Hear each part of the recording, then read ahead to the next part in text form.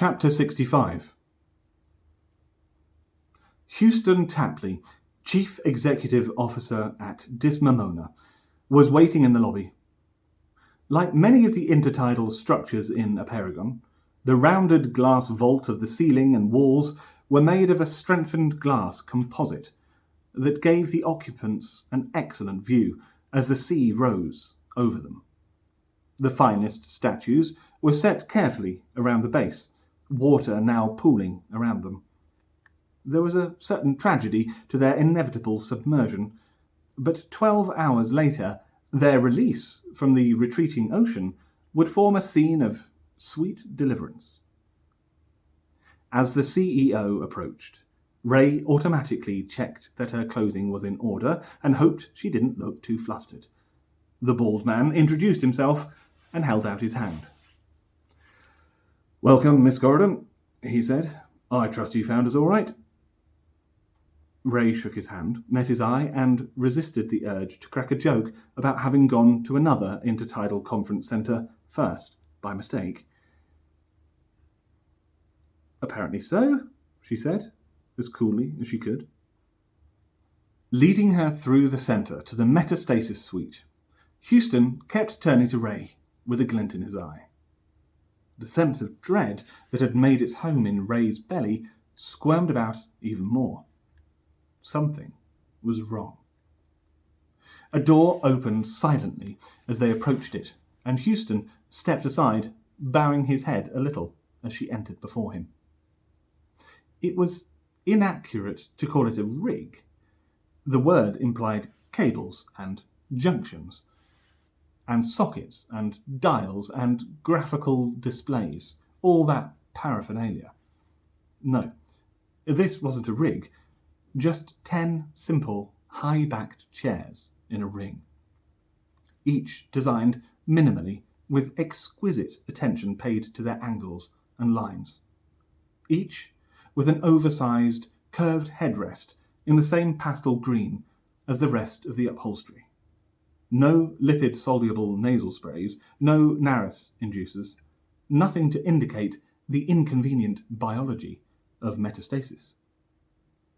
The remaining members of the board were already seated, either talking amongst themselves or working on documents they'd projected before them.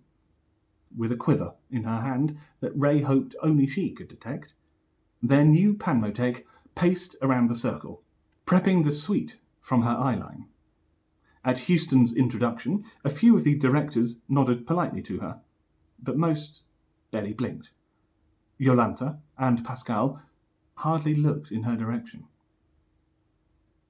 Outside, the tide had risen over 2 feet. The statues now waded through the water without motion. Those who lay stretched over the ground were already under the surface, holding their breath without complaint. The rig was soon online, speeding through a series of diagnostic checks. Ray took her seat.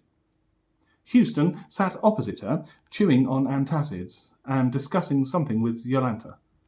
Next to her was a youngish guy, sporting the most preposterous quiff. It reminded her of an old Japanese painting she'd once seen. He sat quietly, impassive, behind a pair of dark glasses. Then there was Pascal, nodding along thoughtfully as he listened to Vindia explaining the adoption of an advanced enterprise resource planning system, whatever that was. To Ray's left sat the 3 remaining directors. A stern-looking man with a closely shaved head, a woman whose tight ponytail seemed drawn back from the tip of her nose, and a middle-aged guy whose ill-fitting suit and unkempt bed hair spoke of someone who wasn't the least interested in his appearance. "Okay, thank you, everybody," Ray said with a curt nod and a smile. "Thank you for attending today. We'll begin the session in just a moment. I have a list of adjustments forwarded to me. Can I confirm them before we begin?" This was part of the security protocol to ensure that only adjustments agreed amongst the board would be actioned. Ray rattled through the list, which was mainly concerned with clarifying roles and improving processes to speed up decision-making, as well as a point about enhanced conflict resolution. Right, if that's everything. She looked first to Pascal and then Jolanta, hoping her poker face was up to scratch. Then we'll get underway. A few taps on her eyeline, and the chairs reclined a few degrees. Ray's display told her that the rig was ready for neurosculpting. There was no noise, no hum, no buzz from the oversized headrests wrapping around their heads. She counted down slowly.